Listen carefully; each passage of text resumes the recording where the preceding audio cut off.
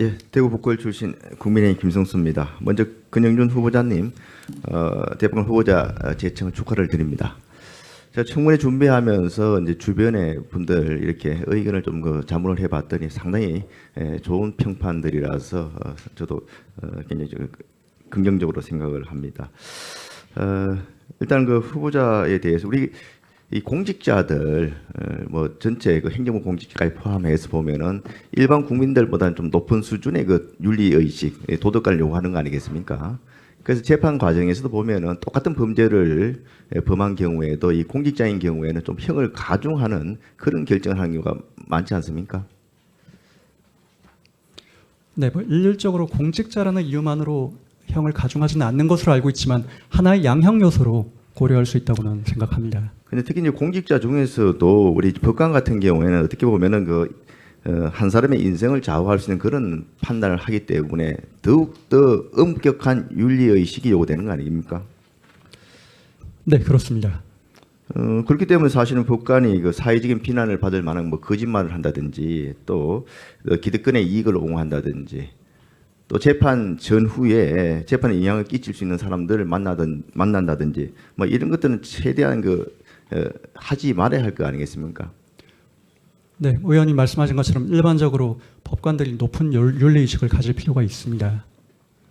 그래서 제가 이제 그 서면 질의를 통해 가지고 법관의 거짓말은 일반 국민보다 더 무겁고 엄중히 다루어져야 된다고 생각하느냐 이렇게 굉장히 상식적인 질문을 했는데 여기에 대해서도 답변을 굉장히 좀 이렇게 모호하겠습니다. 왜 그렇게 했습니까? 예, 뭐 지금 말씀드린 것처럼 법관의 거짓말은 당연히 권장할 만한 사항이 아니고 비난받아야 할 사항이라고 저는 생각합니다. 그렇게 이제 비난받을 상황인데 대법관 후보로서 구체적인 사안에 대해서 언급하는 것은 부적절하다 이렇게 엉뚱한 답변했는데 구체적 사안이 뭡니까 여기서? 어떤 걸 염두에 두고 구체적 사안이라 했던 겁니까? 워낙 많은 서면 질의를 받다 보니까 정확히 기억나진 않지만 아마 김명수 대법원장님의 거짓말 논란과 관련된 질문이 많았던 것으로 생각하고 그 과정에서 추상적인 질문에 대해서도 그렇게 답변드린 점 대단히 송구스럽게 생각합니다. 아니 그 이제 대법관 후보자라고 하면은 김명수 대법관이라 하더라도 그렇게 거짓말했다 하면은 잘못했다고 이렇게 소신 있게 말씀하셔야 되는 거 아닙니까? 네, 저는 일반론으로서 거짓말은 잘못된 것이라고 생각하지만 구체적인 사건의 경우에는 이제 재판 사안이 될 수 있기 때문에 대법관 후보자로서 미리 그 부분에 대한 의견을 밝히는 것이 또 다른 사법 불신의 원인이 될 수도 있다고 생각해서 거짓말 한 게 이게 드러났지 않습니까? 오늘 언론 보도에도 보면은 지금 현직 대법원장으로서는 초유의 지금 검찰에서 기소를 할 수도 있다는 그런 보도가 나왔습니다. 이거는 거짓말한 사실 자체가 명백하기 때문에 지금 이렇게 기소 위기까지 간 거 아니겠습니까? 네, 그 언론 보도를 저도 봤습니다만 어쨌든 기소가 되면 재판 사안이 되는 것이고 재판 사안에서는 무죄 추정의 원칙이 적용되기 때문에 그 구체적 사안에 대해서 제가 뭐라고 말씀드리기가 조금 부적절한 면이 있습니다. 너그럽게 양해해 주시기 바랍니다. 2020년에 뭐 사실관계를 다시 한번 말씀드리면은 임부장 판사 탄핵을 주장한다는 이유로 그 대법원장이 김명수 대법원장이 사표 수리를 거부했는데 이 부분에 대해서 국회에서 이제 사실관계를 확인을 하니까 분명히 문서로 사실이 없다고 이렇게 답변했습니다. 그런데 어떻게 됐습니까? 그 뒤에 녹취가 공개된 거 아닙니까? 녹취 내용을 제가 다시 한번 읽어드리면은 지금 툭 까놓고 이야기하면 지금 여기 지금이 거의 민주당으로 추정이 됩니다. 이 탄핵하자고 저렇게 설치는데 내가 사표 수리했다고 하면 국회에서 무슨 얘기를 듣겠느냐? 이 대법원장이 이것만 보면 완전히 막연히 정치적인 이유로 이게 지금 사표 수리를 안 해주고 있는 겁니다. 이렇게 정치적인 이유로 노골적인 거짓말한 거에 대해서 비난해야 되는 게 당연한 거 아닙니까?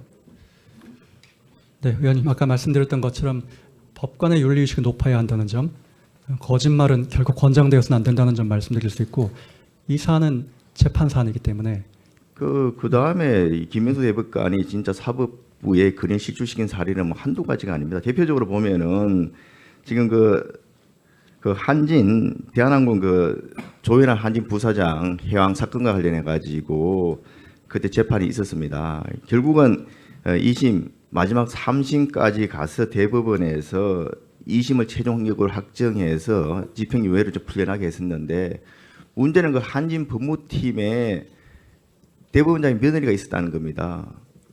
그리고 앞서 이제 저희가 자료 요구가 자료가 안 왔다고 지적했던 것 중에 하나가 근데 재판이 끝나자마자 얼마 되지도 않아가지고 재판 당사자였던 한진 법무팀을 대법원장 공간으로 불러가지고 만찬까지 대접을 했어요. 이게 누가 보더라도 보면은 재판 거래 의혹을 제기할 수 있는 사안 아니겠습니까? 어떻게 생각하십니까, 후보자님?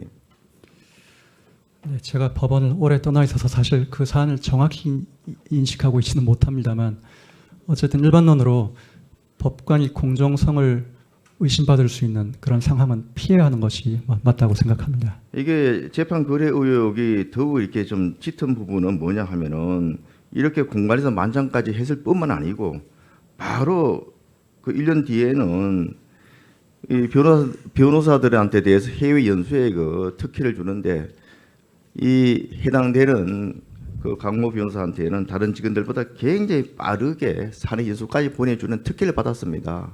누가 보더라도 이게 재판 거래 의혹이 있는 거 아니겠습니까?